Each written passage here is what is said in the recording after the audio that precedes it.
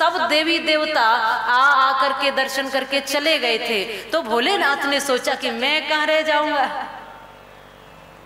सब बाल रूप का दर्शन कर रहे हैं, मैं भी तो कर लूं। तो भोलेनाथ तो बेचारे न कोई बनावट है, न कोई श्रृंगार है, न कोई मिलावट है, न कोई मेकअप। भोलेनाथ तो जैसे है वैसे ही चले आते हैं, और भक्त को वैसा ही रहना चाहिए। मैं जैसा हूं, मेरे अंदर जो बुराई है, जो अवगुण है, जो कमी है, तू जानता है प्रभु, इसलिए मैं सब कुछ तेरे समर्पित करके जैसे के जैसा हूं वैसा ही तुझ में समाना चाहता हूं। हम क्या हैं? हम जैसे है नहीं वैसे दिखना चाह रहे हैं, और जो है वो दिखना नहीं चाह रहे। हम भीतर से कुछ और बाहर से कुछ, जो बाहर है वो भीतर नहीं, और जो भीतर है वो बाहर नहीं, और इसीलिए कष्ट है, इसलिए परमात्मा से दूर है, इसलिए वो हमें अपनाता नहीं है। और भोलेनाथ कैसे? भोलेनाथ जैसे थे वैसे आ गए। अब मैया तो पहचान नहीं पड़ी। मैया ने सोचा कि ये भी कोई बनावटी, ऐसा ही कोई राक्षस होगा, ऐसे ही कंस के द्वारा भेजा हुआ कोई दूत होगा, मेरे लाला को और मोको परेशान करने आया है। अरे बाबा, थोड़ो थाल में फल सामग्री लेकर कहीं तू यहाँ से विदा हो जा। बाबा कहते मैया तेरे फल लेने नहीं आया हूं इतनी दूर से, तो तेरे लाला के दर्शन करने आया हूं। मैया कहती है वो तो असंभव है, वो नहीं हो सकते, कैसे भी नहीं हो सकते। भोलेनाथ कहते मैं तेरे द्वार पे धुनी रमा के बैठ जाऊंगा। मैया कहती है कुछ भी कर ले बाबा, तू बाहर बैठा रहे, तपता रहे, कुछ भी करता रहे, लेकिन मैं अपने लाला को नहीं लाऊंगी। ये फल लेने हैं, भोजन लेना है, जो कुछ लेना है वो लेकर के यहाँ से प्रस्थान करो। अब भोलेनाथ कहते ये मैया तो बड़ी निष्ठुर हो गई है, आज दर्शन नहीं करा रही। हे मनमोहन, आपकी मर्जी क्या है? बहुत देर बैठे रहे, लेकिन जब लगा कि अब यहाँ दर्शन होने वाले नहीं, तो भोलेनाथ आगे बढ़ गए, और आगे बढ़े। जैसे ही द्वार से आगे बढ़े तो कन्हैया जी ने जोर जोर से रोना शुरू किया। अब चुप ही नहीं हो रहे, खूब राई, नोन, नमक, मिर्च सब कर ली हैं, बार बार गोपियां इधर उधर घुमा लाई, सब कुछ कर कर देख लिया, पर कृष्ण आज रोना बंद नहीं करते हैं। सोचा कि वो बाबा आयो तो नजर लगाए के चले गए। बाबा ने नजर लगाई है, वो ऐसे ही लग रहे तो नाग वाग सब। अब बाबा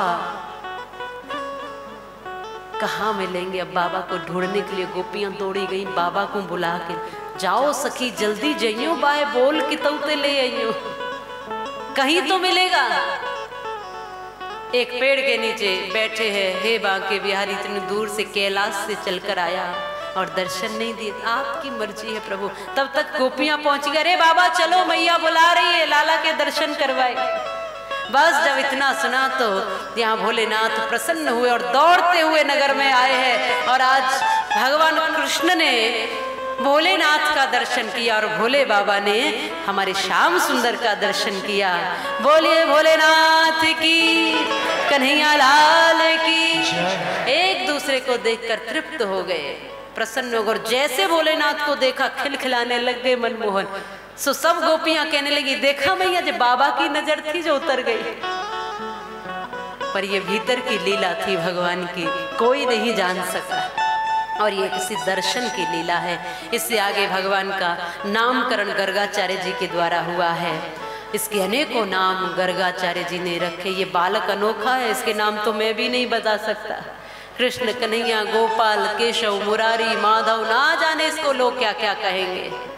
और ये रोहिणी का बालक जो बलराम जी है, ये रोहिणी होगा, बल होगा, संकर्षण होगा, एक नाम इसका राम होगा। 4 नाम बताए हैं, पर कन्हैया के नाम पूरे नहीं बताए, क्योंकि ये मैं भी नहीं जानता इसके कितने नाम होंगे।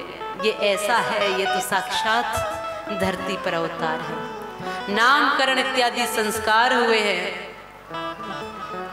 धीरे धीरे भगवान बड़े हो रहे हैं, घुटवन घुटवन वीथियों में चलने लगे हैं, अपनी लीलाएं कर रहे हैं। अब चोटी बढ़ने लगी है, मैया चोटी बनाने लगी है, और मैया अब श्रृंगार करके सजा करके भेज देती है, जा लाला तू खेल के आ।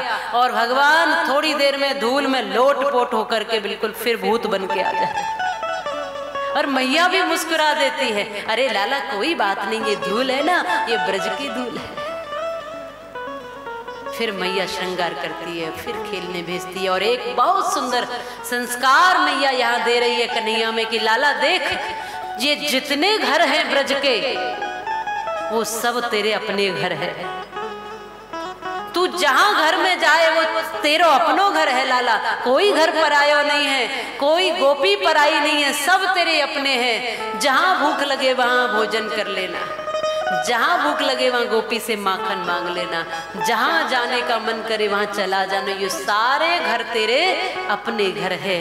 और हम बच्चों को कहते हैं ये हमारे इससे झगड़ा हुआ है, इसके घर नहीं जाना, इसको राम राम नहीं कहना, इसके यहाँ मत जाना, इसके हाथ का कुछ लेना मत। और आज तो द्वेष और ईर्ष्या ही ऐसी है कि किसी पर विश्वास किया ही नहीं जा सकता। यहाँ अपनापन रहा कहाँ है आज।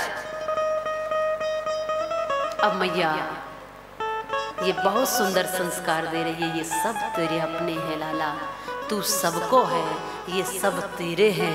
ये प्रेम के बीज जो बालकों में भरने की जरूरत है कि यहाँ कोरा सा कागज है बालक, अब इस पर जो लेख लिख दोगे वो लिख जाएगा और सदैव के लिए वो कभी मिटने वाला नहीं है।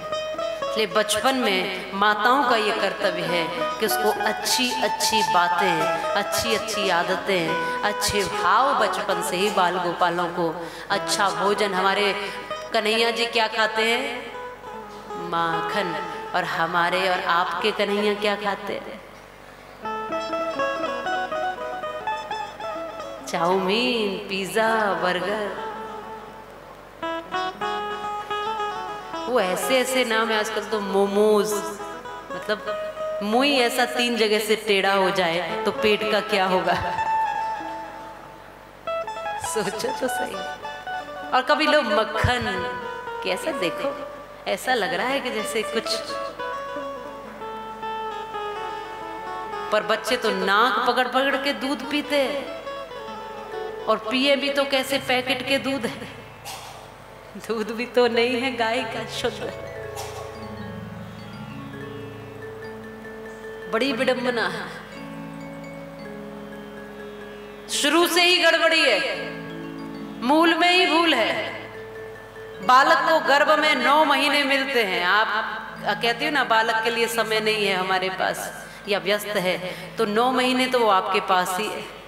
कितना पढ़ाना चाहती हो पढ़ाओ, सिखाना चाहती हो सिखाओ, और कम से कम 2, 2.5, 3 वर्ष तो माँ के नज़दीक रहता ही है बालक। उस समय में सिखाओ, और वो जब सीख जाएगा, जो सीखेगा वो जीवन भर याद रखेगा।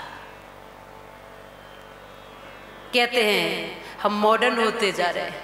माँ का जो दूध है वो बालक के लिए अमृत कहते हैं ना, बालक के लिए अमृत है। डॉक्टर कहे तो बात मानेंगे, और कोई संत कहे तो नहीं, ये तो ऐसे ही कहते हो। बालक के लिए वो दूध जो है वो अमृत का काम करता है। पर आज मैं देखती हूँ कि माताएं स्तनपान नहीं कराती,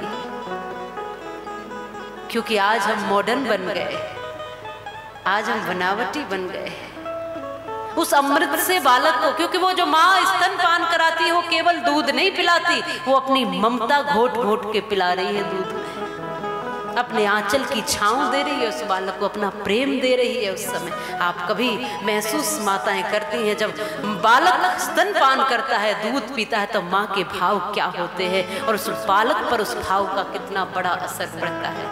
इस भाव से हम बालकों को वंचित रखते हैं और बचपन से ही एक बोतल थमा देते हैं, ले बेटा ये पता नहीं बकरी माता का है कि पता नहीं कौन सी माता का है। एक गाय माता का तो अब बड़ी मुश्किल से मिलता है, अब तो बड़ी मुश्किल है। अब वो छोटे से बच्चा है, उसको आपने स्तनपान नहीं कराया, माँ की ममता से दूर रखा, बोतल पकड़ा दी। आज आपने पकड़ा, ये कल वो खुद पकड़ लेगा, और क्या करेगा। ये माँ के संस्कार बीच में मिले। लो बेटा बोतल, फिर ये बोतल पेप्सी कोका कोला की बनेगी, फिर ये बोतल बढ़कर के आगे दारू की बन जाएगी। यही बोतल जब ज्यादा हो जाएगी ना तो भीतर सब पुर्जे अंजर पंजर बिखरने लगेंगे। फिर ग्लूकोज की बोतल, फिर खून की बोतल, बोतल ही बोतल है पूरे जीवन में। इसलिए इन बोतलों को हटाओ, अपने जीवन को कितने भी मॉडर्न हो जाओ, लेकिन जो जिम्मेदारी आपको परमात्मा ने दी है, आपने खुद ली है, उस जिम्मेदारी को पूरा निभाओ। अगर बालकों को जन्म दे रहे हैं तो बालकों का निर्माण करना भी हमारा कर्तव्य है, अन्यथा फिर इस जिम्मेदारी को हाथ में मत लो। सीधी सी बात, जिम्मेदारी ले रहे हो तो जिम्मेदारी को पूरा निभाओ। इस धरती पर लव, कुश, ध्रुव, प्रहलाद की आवश्यकता या रावण और कुंभकर्ण की आवश्यकता नहीं है, ऐसी विकृतियों की आवश्यकता नहीं। अगर जिम्मेदारी ले रहे हो तो पूरी तरह से निभाओ।